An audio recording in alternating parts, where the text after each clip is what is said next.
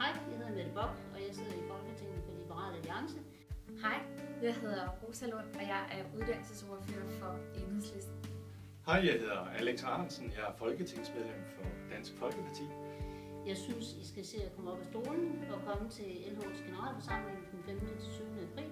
Vi ved i Liberal Alliance, at der er vildt mange engagerede unge, også liberale unge, men uanset hvor man står partipolitisk, så synes jeg, det er så vigtigt, at man engagerer sig i de demokratiske organer allerede fra man er helt ung. Så bare op af stolen afsted med jer og god fornøjelse. Men jeg har også været formand for gymnasieeleverne. Og da jeg var formand for gymnasieeleverne, der kæmpede vi for, at man skulle bevare SU'en til de hjemmeboende, og det lykkedes. Vi kæmpede for, at man skulle bevare 10. klasse, og det lykkedes. Og så kæmpede vi også for, at man skulle få et loft på klassekvotienten på 28, og det er jo også endelig lykkedes efter 10 år. Det er for mig et bevis på, at politikerne på Christiansborg, de lytter til elev- og studenterbevægelsen. Jeg synes, I skulle komme til LH's generalforsamling den 5. til 7. april. Jeg tror, det bliver rigtig sjovt.